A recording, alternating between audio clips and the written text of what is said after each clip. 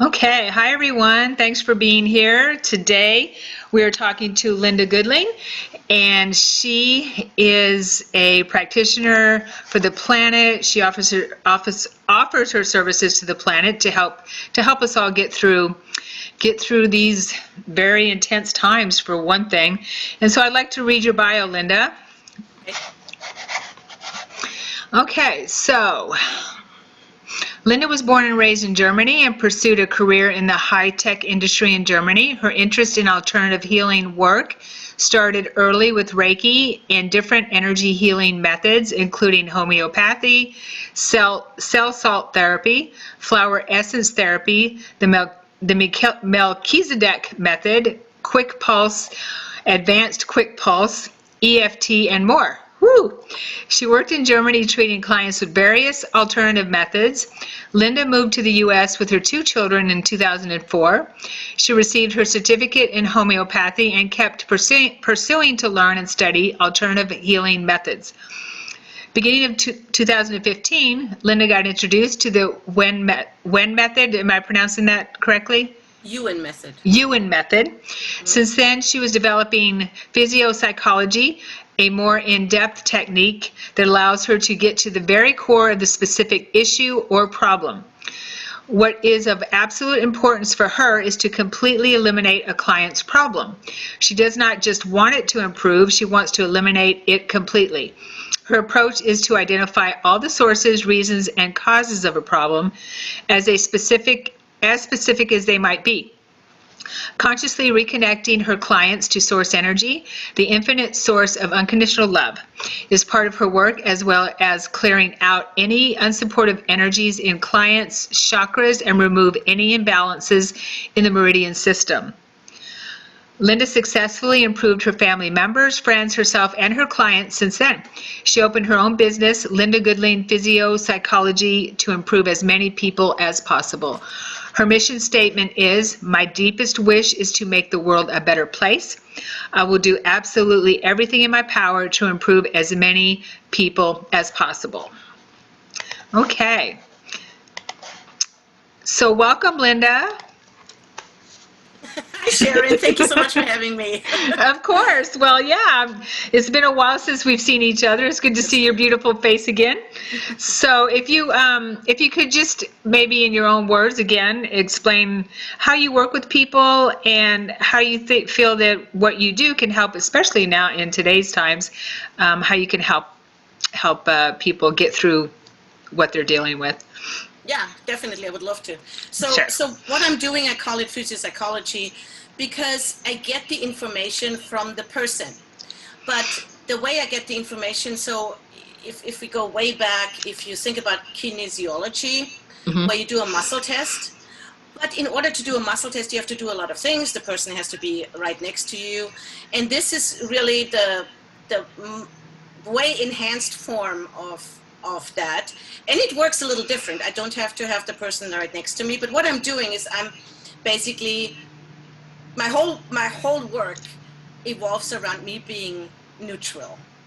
So that's the big deal, right? To be neutral, to not have any thoughts, to not have any emotions at this moment. And after practicing it for 5 years, I'm really good at that, getting neutral. And then I'm tuning into that person.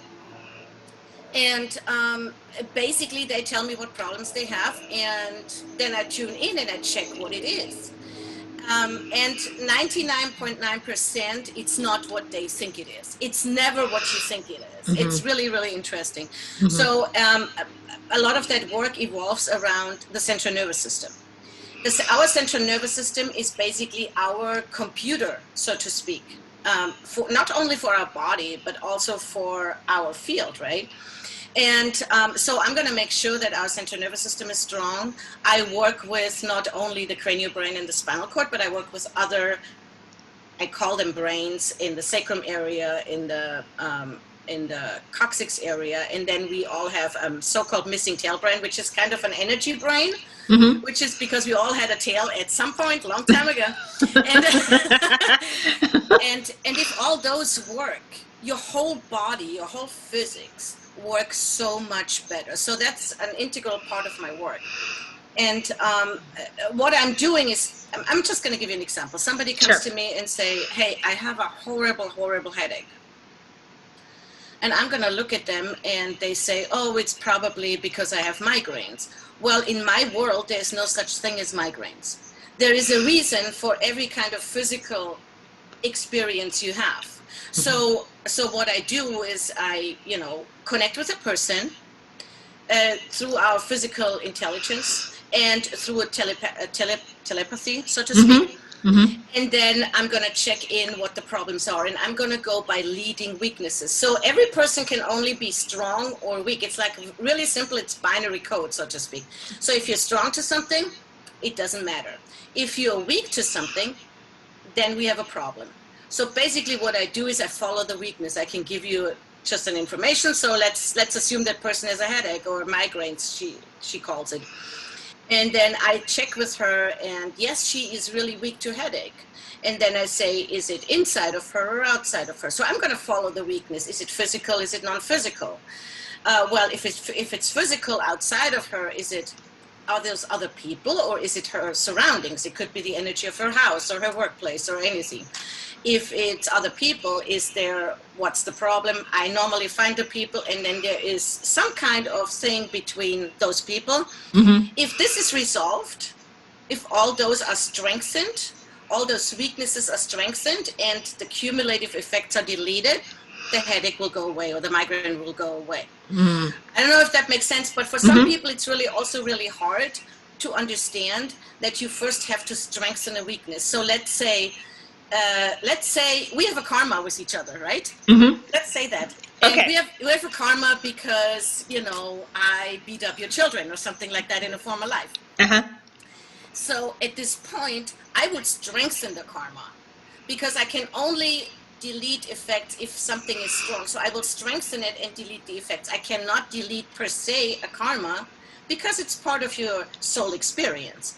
Right. But I can delete the effects. And if the effects are gone, it doesn't matter to you anymore. You're strong to it, and then it doesn't bother you. And at the same time, your vibration changes. Sure.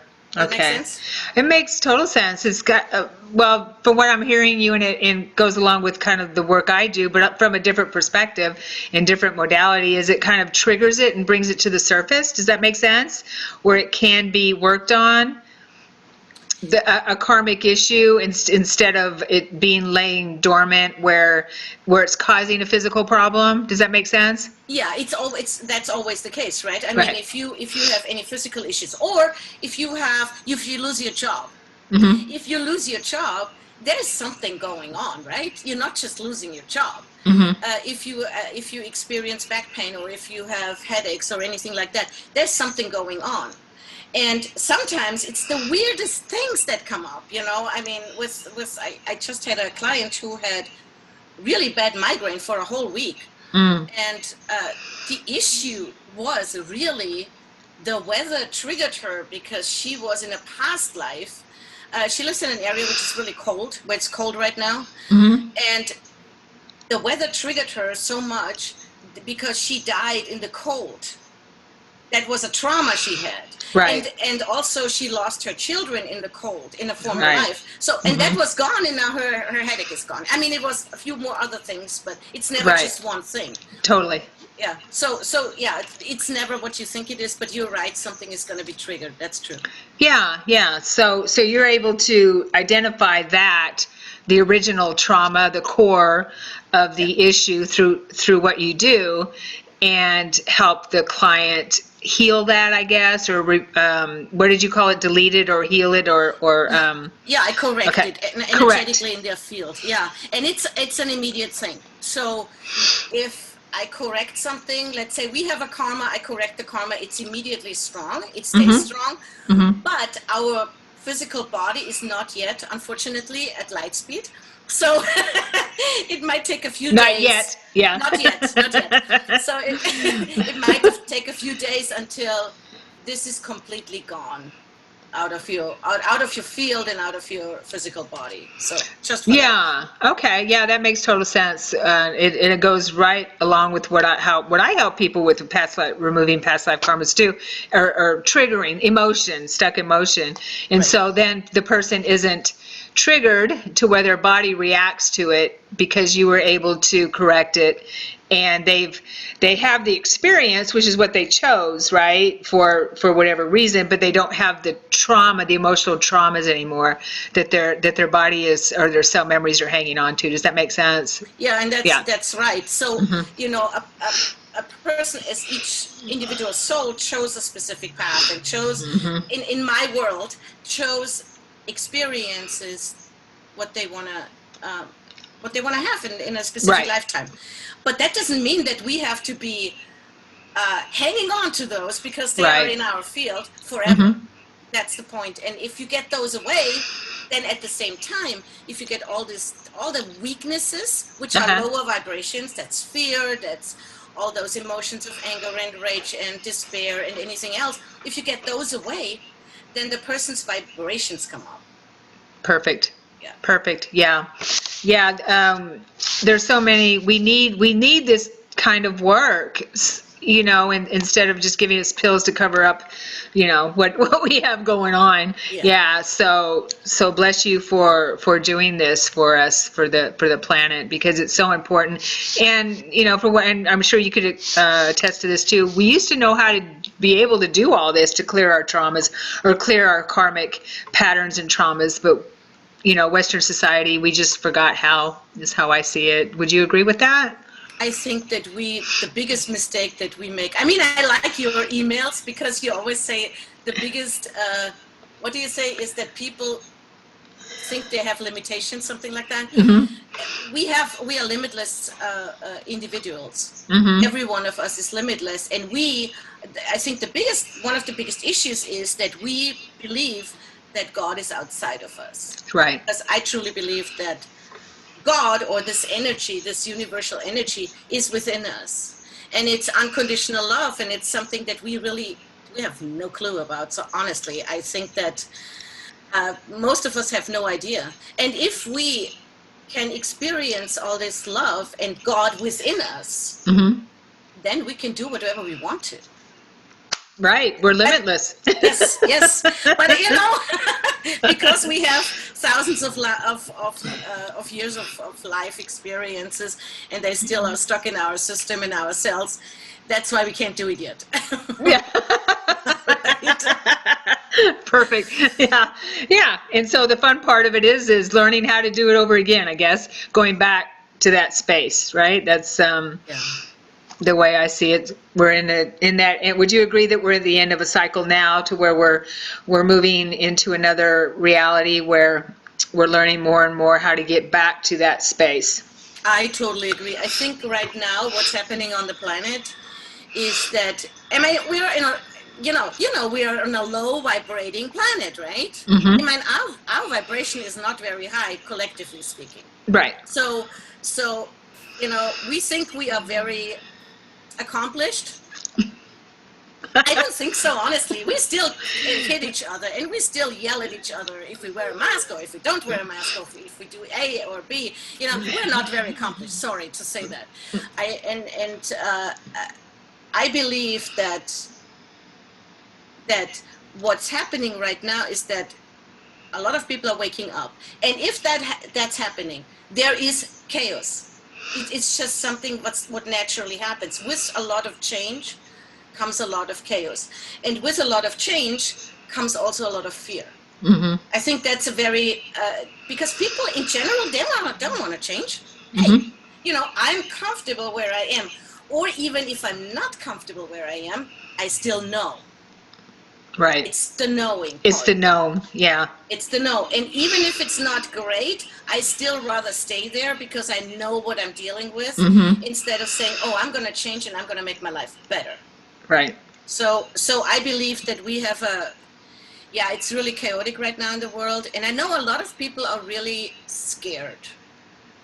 And that's exactly the vibration that we don't want, because fear has a really, really low vibration. So if we are scared, we actually attract all the things we are scared of, because that's what we are thinking. And I also believe, I mean, we could talk about that forever, but I believe that we are so powerful in our mind, and we are constantly creating. We are constantly creating if we are consciously aware of it or not. We're consciously creating.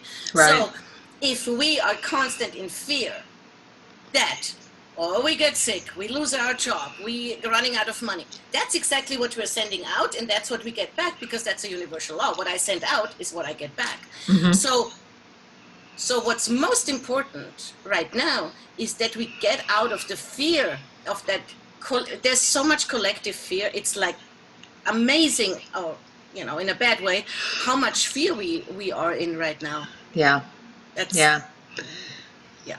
Yeah, totally, I agree. And the law of attraction 101 teaches us just what you said, that what we put out, we attract, and the more we focus on it, the more we attract it. And so, yeah, I think it's totally important, like you said, to we can take precautions and do whatever we need to do, but not be in that energy of fear and the negativity or the lower vibrational emotions of always focusing on the negative end. I think as a culture, we tend to go to what if the bad instead of what if the good, right?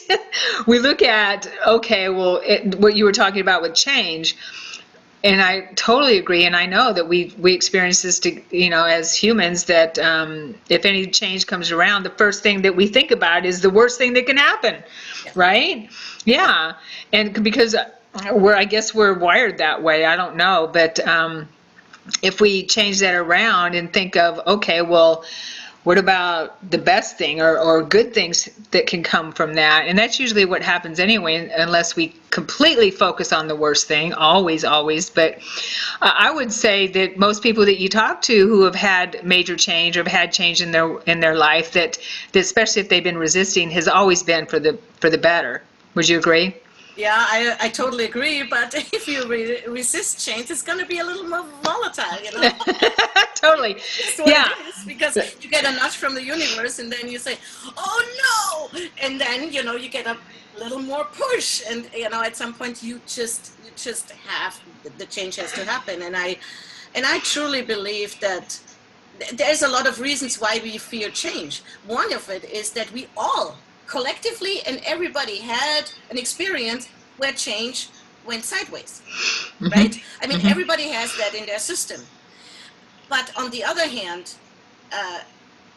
we are also taught, and that's a collective belief system, we're also taught that expect the worst and everything else is better than. Right. It's a combination of a lot of things. It's not only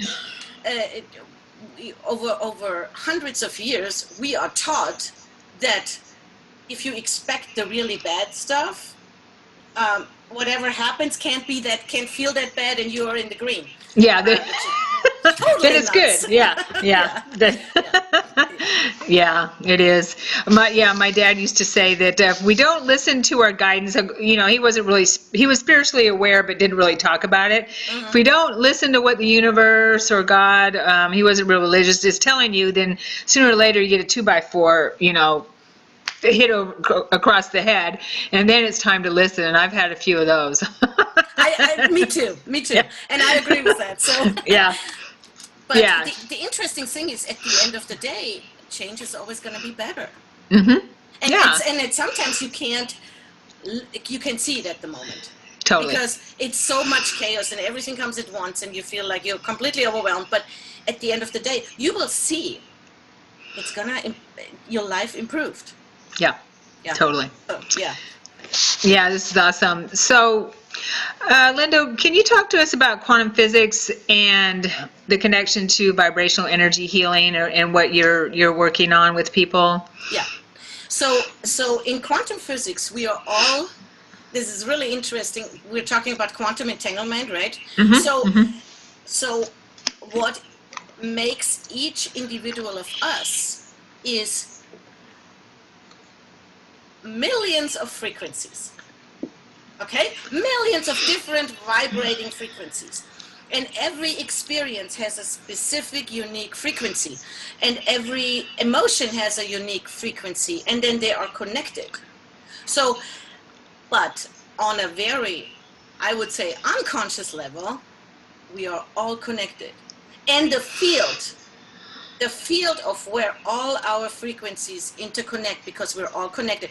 Consciously, we would probably die if we would get all that information, because it would be an overload of information. Our body could not process that. Our brain cannot process that. Right. But unconsciously, we're all connected.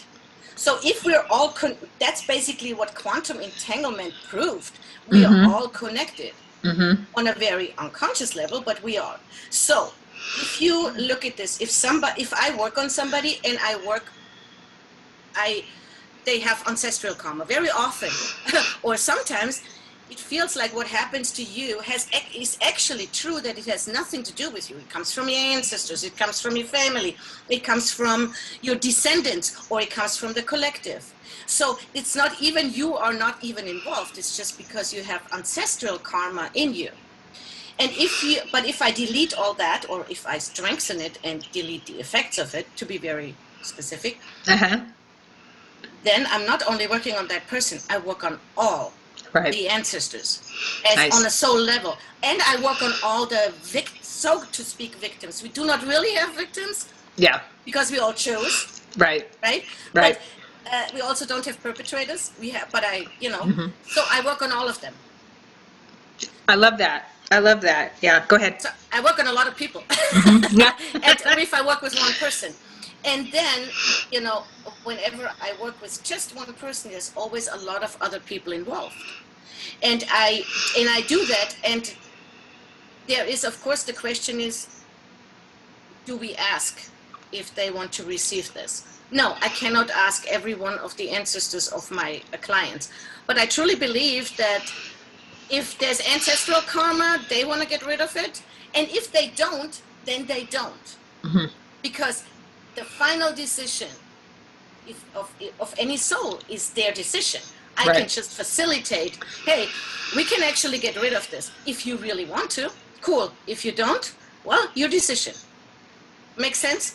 So I work on a lot of different people. And whenever I take a karma away or a curse, and there are curses, gotta be very careful what you're thinking. Because if we curse somebody, it comes back to us, I tell you this. And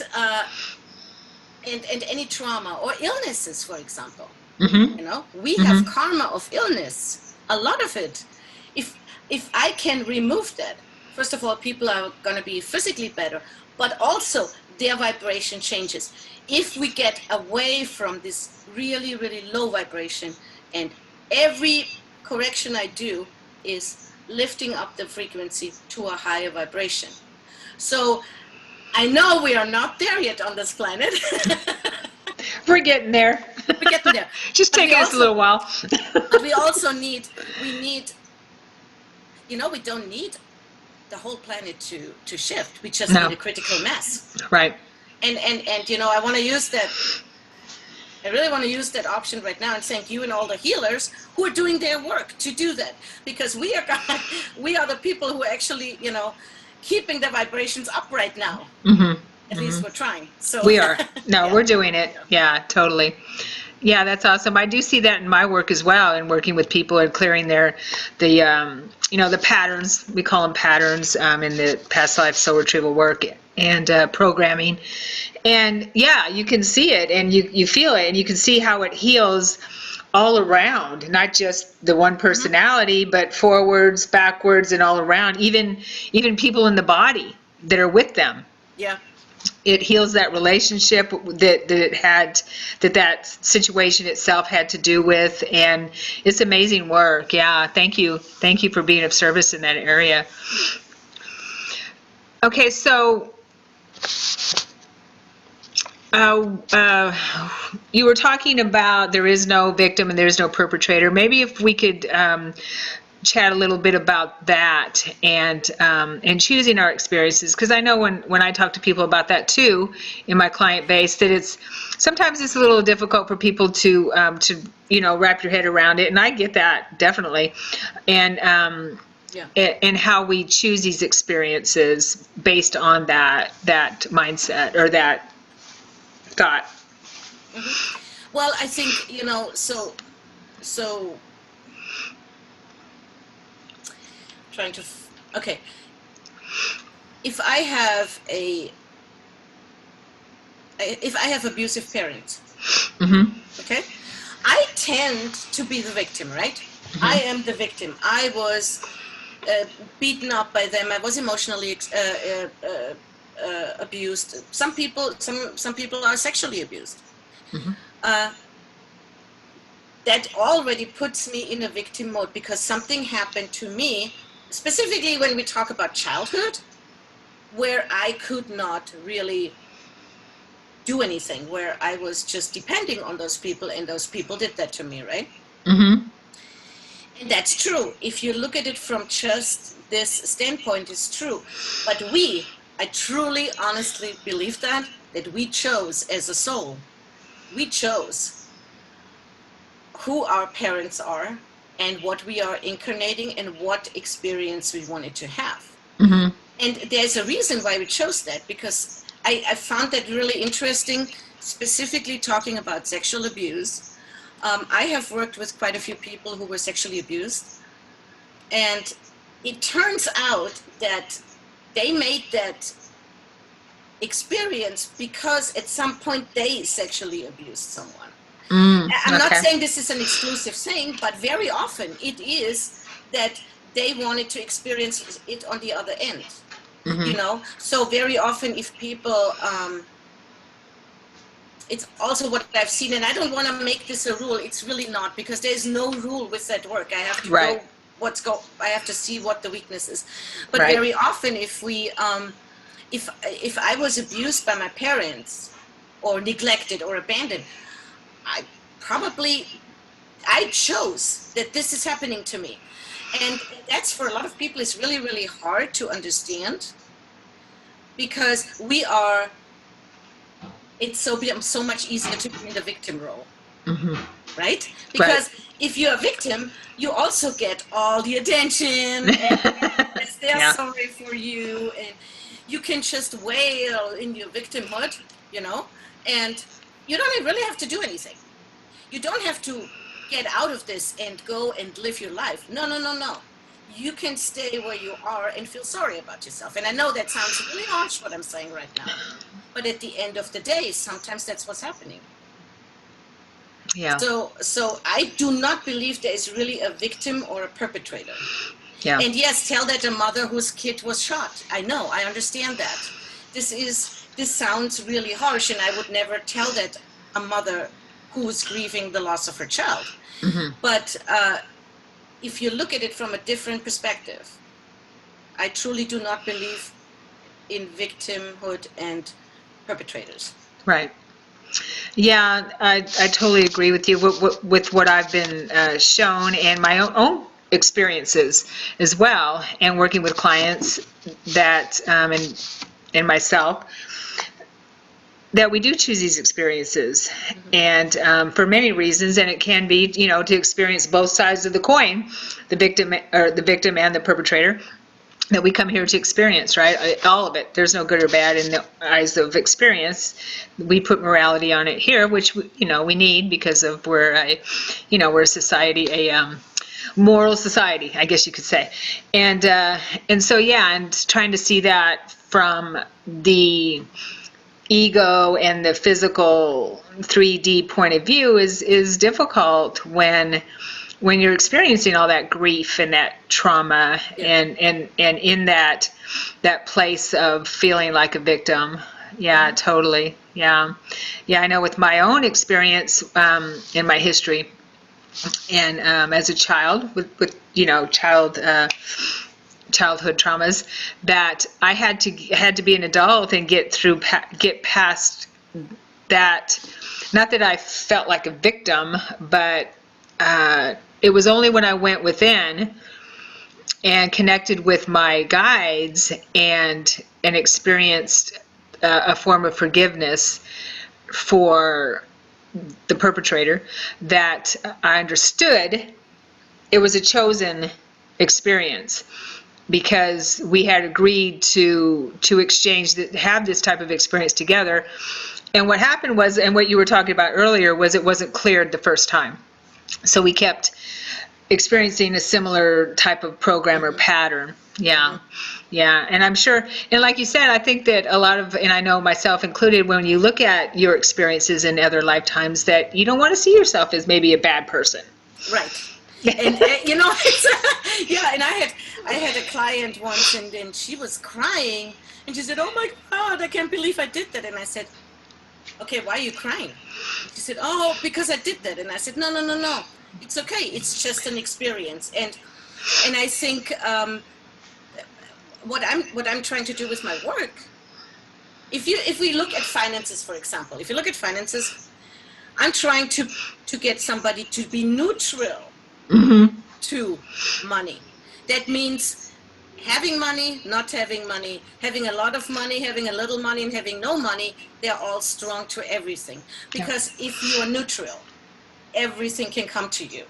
And it's the same thing if you are neutral to any kind of abuse. It's so much easier to forgive, right? If you don't have those emotions and those anger and the rage and the the feeling sorry for yourself, and if you don't have all that, it's so much easier to forgive and then move on. Yes. Yeah. Yeah. Yeah, when you see it from a much higher and wider perspective, it is it.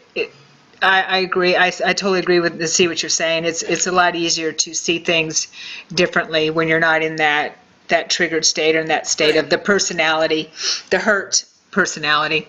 Right. Yeah, yeah. So so I know that your work helps people in today's, what we're going through, and with today's volatile happenings. Do you want to share a little bit about how it can help with how your work can help with that? Maybe a little bit more. Yeah. So I think it was in April, when the time when everything shut down and people really freaked out. Excuse me. I had I did a recording, a free recording that people could download, which they can listen to daily. It was like 10 minutes or something. And I just removed the fears, the panic, the fears of getting sick, the fear of dying, the trauma from past lives where there was a pandemic, where they died, and all that kind of stuff. But you can't listen to that forever, because the thing is, those things change. So as beliefs change, the collective changes. So I had that out for 2 or 3 months, and then I took it off because the dynamics and the frequencies changed again. I mean, what I could do if somebody is completely, let's say somebody lost their job and they have no money and stuff like that, they can call me and I can improve that immediately. I can check where that comes from. There's probably a lot of fear. There's probably a lot of uncertainty, which I normally just remove out of their physical body. And then they can get a recording. They can listen to this over and over. Specifically if it's a mental thing. If it's a karma, they don't have to listen to it, because if it's done, it's done. But it's always a combination. The issues that we have is never just one thing. Right. It's always a combination of mental, emotional, spiritual, physical. Right. Always. Sometimes psychic, because a lot of people are influenced from the collective, and that is really weakening a lot of people. Yeah. So I'm removing collective influences, or psychic influences, or psychological fears. Right. Because it's at some point it gets psychological if you're in fear, and and then you have emotions about that fear, and then you have a reaction to that emotion, and then you have a thought about the reaction, and it's like a mental spaghetti bowl. So I can Sure. correct all that. Yeah. Okay. Easy. Great. Awesome. So do you want to go ahead and give us your website, and I'll have it up on the screen with the video, but go ahead and give us your website and how people can contact you. Yeah. So my website is lindagoodling.com, and they can, I have a little contact thing popping up on my website, and they can just leave me a message, and then I get in contact with them. They can also send me an email to linda.goodling22@gmail.com. I have a Facebook page, Linda Goodling Physio-Psychology, and I also have, I'm on Twitter and on Instagram, so, on Awesome. LinkedIn. Okay. Yes. I wanted to ask you, we wanted to talk a little bit about my new program. Oh, yes. Thank you for reminding me. Yes. Go for it.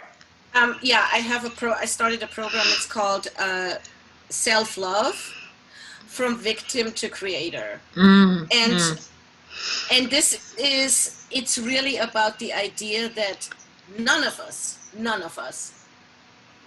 we don't love ourselves. None of us loves themselves. None of us. To a point where we should, right?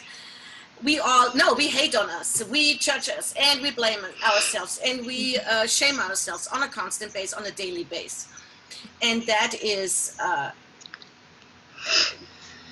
part of our misery too. It's that we have no love for ourselves. So we look for love outside of us to validate that we are worth something. Right. But we don't need that, because if we love ourselves, then we are just a big bundle of love, and everything can come to us, right? I mean, that's the ideal state. I know it's really hard. But in that first program, what I do is, whenever we believe that life is happening to us and we have no control over our life, or we do not say what's going to happen, that's when we give away our power completely and utterly. There's no power that we have. Then we feel powerless. Yeah. That feeling of powerless creates a lot of anger and rage, and you see that this is happening collectively right now. So what I did is I did a program where I really put my heart and soul in those recordings. I make recordings. I have, I think, 11. So don't hold me on all of that. But what we're working on it is, and that's just the first part, is change. Nice. So I correct all the common things with change. And then rejection. All the karmas, all the traumas, but not only from that person, but also from the ancestors, the descendants,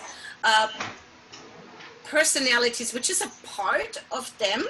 So sometimes, I'm sure you know that, or you experienced it, when we did something that we can't really agree at this point, or it was something happened to us that was so horrible, we split a part of our soul. So our soul is scattered somewhere. Our soul is, so that's what I call personality, and also families, the birth families. So all those will be. I incorporate all those corrections. So there's nothing left. So when we talk about rejection, abandonment, neglect, power, and control, and a few. So those are correction. Those are correction audios that you can listen to as often as you want. Oh, nice. And then there are meditations. There is a meditation for working with your inner child, giving yourself some love. And there's also meditation, which is really, really important. Very important. Very important. Yeah. And then there's also meditation where you experience, if you're open for it, where you experience unconditional love. So yeah, it's a big package, and then everybody gets who's doing that gets also half an hour. There's that half an hour a private consultation is included, because sometimes it's just some other things that come up, and then they get half an hour consultation with me in that program. Oh, nice. Yeah. Okay. Yeah, that sounds amazing. Thank you. Yeah. Good for you. That sounds really amazing. Yeah, we gotta do something here on this planet. Good luck. Yeah. We have our work cut out for us, don't we? Yeah. All of us that came here. I like what you said about that, that we don't see ourselves as the beautiful beings and loving beings that we are. No. Because of all the stuff we've accumulated, and my guides have always told me that, or they, tell me once in a while, and that if we could see ourselves the way they see us, our true light and who we actually are, then there's no way we could ever think the way we do about ourselves or anyone else in a negative way, because we're so beautiful and amazing and just full of so much light. Yeah. Yeah, and we Yeah. have no clue about that. We And don't.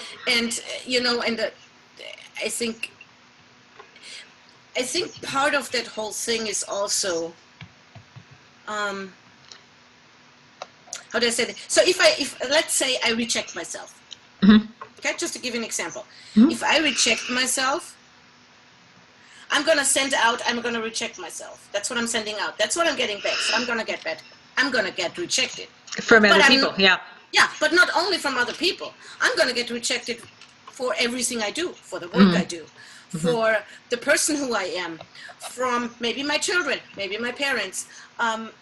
Rejected money. I'm gonna be rejected by money because rejection is my big deal, right? Right. So It's your frequency. so basically, because we are all interconnected, everything in our life is also interconnected. So if I get better with not feeling constantly rejected, then all these other things can come to me because it's all interconnected. And that's what people don't understand. They think, oh, I'm unlucky. There's no such thing as luck on this planet. I don't believe that. I mean, come We on. make our luck. Yeah. Yeah, we are responsible. And I know that we all carry a lot of trauma and a lot of sadness and a lot of also anger and rage.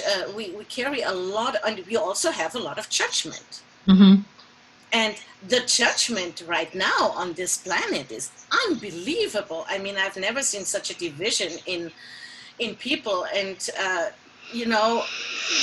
I'm just waiting until we get more people to a point where they say, hey, you know what, you can believe what you want to believe, I can believe what I want to believe, and we agree to disagree, and we're Yeah. still friends. Right. And Right. that's not an easy thing right now on Facebook. It's no, not in any of those forums. Definitely, yeah. I feel we're going through a quickening, and so all of our ugly parts, all of our stuff, our shadow work, is coming up that we haven't taken care of, and what we don't take care of collectively or individually comes up collectively. And we're being triggered because we're in some really pivotal times now, and this is why we came here, for these times right now. This is why we're here. I totally agree with you. And if you look at the things, when you read the news, and I'm trying not to look at the news that much right now because it's really not the greatest thing. Yeah. But if you look at the news, so a lot of people say, oh, the government doesn't give me any money. Well, okay, that's true. But then on the other hand, if you would be the government, would you give other people money?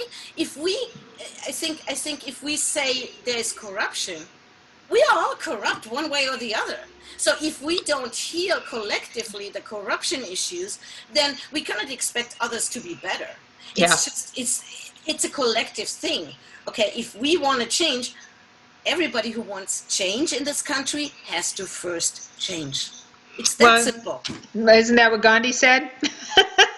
Oh, Confucius said that. Remember, if you want to change in your country, you got to change your states. If you want to change your states, you have to change your county. If you change your Okay. county, and so forth, until it comes down to you. Is that what Confucius said? Yeah, Yeah, I was yeah. speaking to Gandhi when he said, "Be the change you wish to see in the world," Right. which is basically the same thing. Yeah, Yeah. yeah. And that goes to the point you were talking about, where we expect um, we look at everything outside of us is going to change our world. Well, something outside of us is what we expect to make us feel better, or or do better and feel better about ourselves is where it starts, and going within is the only way to really be able to change that. Yeah. That's right. Yeah. And I truly believe that, you don't have to sit there and be a second Gandhi to do No. self-work. You really don't. You don't have to be No. holy, so to speak, You don't have to do that. You No. just, gotta start somewhere. And I think, because if you look at the situation, what we just said, when people say, oh, the whole government is corrupt. Okay, so what are you doing? You are putting yourself in the victim mode again. So I cannot do anything, but I'm complaining. So a victim is really not doing anything, not changing anything, but just complaining about the surroundings. So collectively, we are all victims, right? Right. And that's what has to change, big time, big Yeah. time. And we need to, I wouldn't say we need more love in the planet, because everybody has the love. We just really buried it with all that crap that we put on top Yeah. of it, and we have the love. We have the love. We just need to, we just need to, I just see it as kind of like a pond with the scum on top of it, where all Yes. our shadow stuff is coming to the surface, and just, move that away so we'll clear the waters, and so that love and that compassion and tolerance and, non-judgment comes to the surface, and we have to do it individually before we can do it collectively. Right, and Yeah. think about this. Think about that. Your government is corrupt one way or the other, right? And you say, okay, and you just say, okay, because it just is. Yeah. It's not good or it's not bad. It just is. What then? You're in that Then neutral all space. Yeah. And then all that emotional stuff goes away, and all the tension goes away, and all the energy that you put in there goes away. Mm-hmm. And then it actually has a chance to change, right? Then something can change. But as much as that the problem is also with our media. Our media is, Yeah. It's really. Okay. And that's another whole other hour. I know. I understand. Yeah. I got it. Well, yeah, I mean, we're addicted to our self, our phones, our platforms, and things like that, and constantly our these platforms are meant to get our attention, right? And so I know that I have to turn my phone over, or else I'm constantly looking at it to see what, ding, ding, ding, or whatever. And, and so we just have to make sure that we're not plugged in all the time, because I know personally I can find myself feeling that plug, you know what I mean? Mm-hmm. Feeling it, that, that feeling of the phone plugging into me, the internet, the forum, whatever it is, plugging into my energy field. And I have to actually consciously unplug energetically. Yeah. And it's kind of funny because you were talking about the collective. So I do podcasts. Mm-hmm. Right? Nice. So under my name, Linda Goodling, Physio-Psychology. And the last one I did Great. was a wake-up call. Where it talked exactly about what you said, about get away from your phones, guys. Come on, look again. Don't believe everything you hear and see and read. Feel that can even be true. Yeah. Because we lost that. We did. That. We believe everything they write. We believe everything we hear. And we are not using our own intuition anymore, our own guidance anymore, to say, you know what, that doesn't sound right for me. Right. We think if it comes from a news source, then it must be true, and but we're not going to believe the other side, but I'll believe this side. We all have our preferences. That's fine. But use your intuition. We lost that connection totally.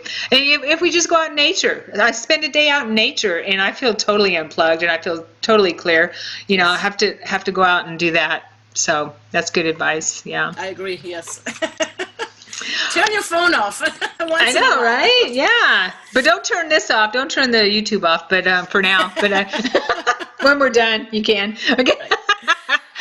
Well, thank you, darling. I really enjoyed speaking with you, and hopefully we can do this again sometime. I would love to. Yes. Okay. Great. And have a wonderful, blessed day. Is there anything last comments that you'd like to make before we end? No, I wanted to just thank you for having me. It was wonderful. As Good. usual, when we talk, it's always great. Yeah, I know. We can talk for hours. Yeah. I know.